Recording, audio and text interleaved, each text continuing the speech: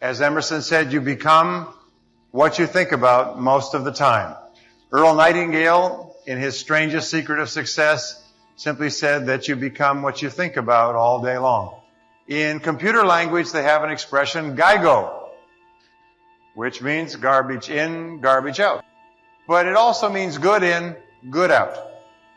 Now, if the human being was like an animal, and that we were programmed permanently and could never change our instincts and our responses, then we would have no hope.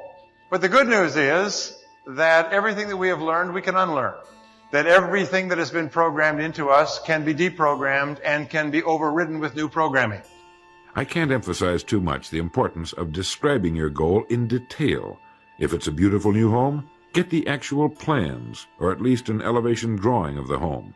If it's a certain amount of money, write down the specific amount for the coming year to the penny, and then work your plan. Whatever your goal may be, write it down in detail. Then you're like this ship. You're on course, and you reach more successful ports in a few years than most men do in a lifetime. Now, where most people are making a mistake is they set their goals down. They say, well, what is your goals? Write them down. So the fellow sits down, he says, I want a car, I want a house, I want some money, and this is the way they set their goals. Now, folks, if we had a whole group of seeds, let's take apple seeds. We had 50 different types of apple seeds. And we just grabbed any one of them out and said, we want apples. We throw them in the ground, they come up, and they say, gee, those are green apples. I wanted red ones.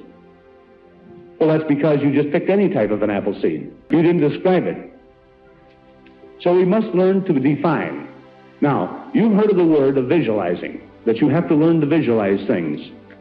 And when you visualize something, this is the thing you're going to bring in your life if the visualization is strong enough. And we're always visualizing things in our life. But our tendency is to visualize negative situations. Now, the reason for visualizing negative situations is because, folks, let's not kid ourselves, we are living in a negative world. If I ask somebody, I says, by the way, Joe, how do you feel today? He says, good, fine. The next day I ask him how he feels, and he says, I feel terrible. I have had a pain in my stomach, and I have ache all over, and he goes into you'd think he was an actor. He can describe a negative situation in his body so wonderful, but when he feels good, he just says, fine. How come people, when they feel fine, they don't say, I feel great, I feel wonderful, I feel so great that I expect all the wonderful things in the world to happen to me today? In other words, have that little feeling when you talk about the good things in life. I say, how are you doing in business? The guy says, fine. And if he has a bad day, I said, how you doing? He says, lousy. Oh, let me tell you, we're just having a terrible time. Did you read that article the other day? It took me several hours to find it, but it was on the back page down at the bottom in fine print, but I located it. People like negative things. They seem to vibrate with them for some strange reason. They don't want things that are negative in their life, but they keep insisting on talking about them. And they can paint the most beautiful picture of loss and lack. We are creators. Nothing comes to us. Everything comes from us.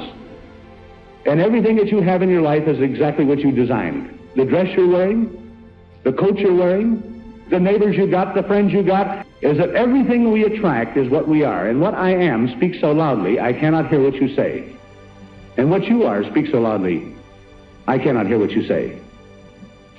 You see, everything that you have is the things that you've created. So be careful about what you create.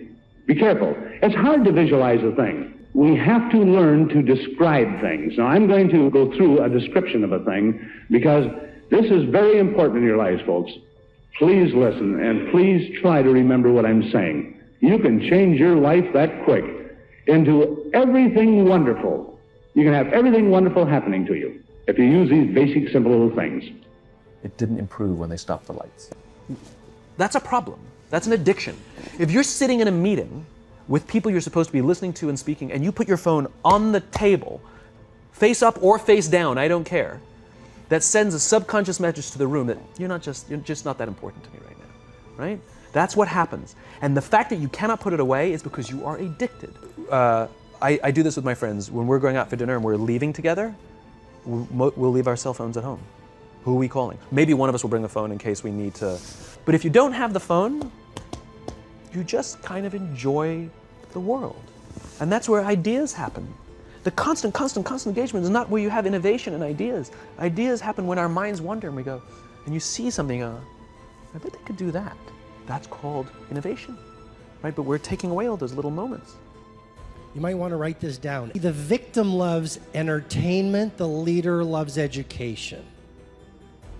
Your devices, your addiction to checking every WhatsApp that comes in, every notification from Facebook, every social media post is costing you fortunes of productivity, creativity, impact, and influence.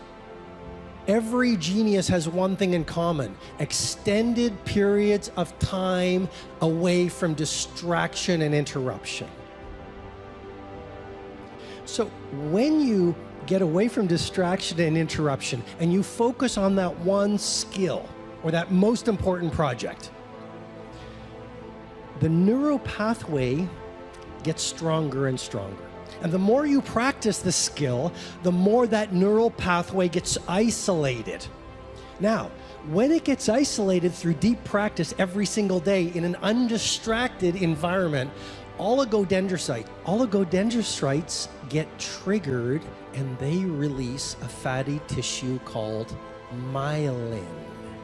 Myelin is thought to be, by many researchers and scientists on high performance, to be the secret of genius. Steve Jobs, I could see around corners. Messi, bend the ball like Beckham. These people were not naturally talented.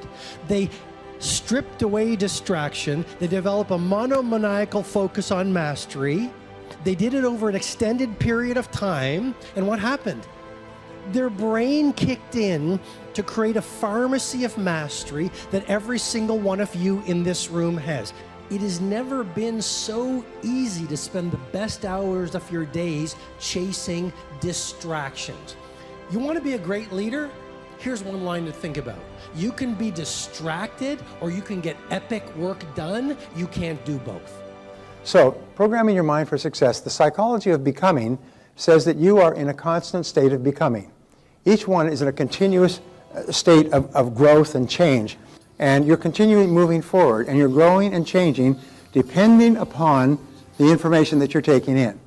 Now, the great tragedy is that if you always do what you've always done, you'll always get what you've always got. So if you're continually taking in the same old information, whether it's frivolousness or television set or TV or Twitter or something else, if you just keep taking the same thing and keep hanging out with the same people and reading the same papers, then nothing will change. The natural tendency is you just go on forever. But if you start to take in new information and new ideas and read new things and talk to new people, you start to evolve and grow in a different way, in a different direction, and at a different speed. So we say if you want to evolve and grow more rapidly, you must make your goals clear and describe them in detail. The interesting thing is, as soon as you are absolutely clear that you want to achieve a particular goal, you start to get all kinds of ideas to achieve that goal. You start to see all kinds of possibilities. You activate your reticular cortex and you start to see ideas that can help you everywhere. You start to run into people and meet people. It's really quite astonishing.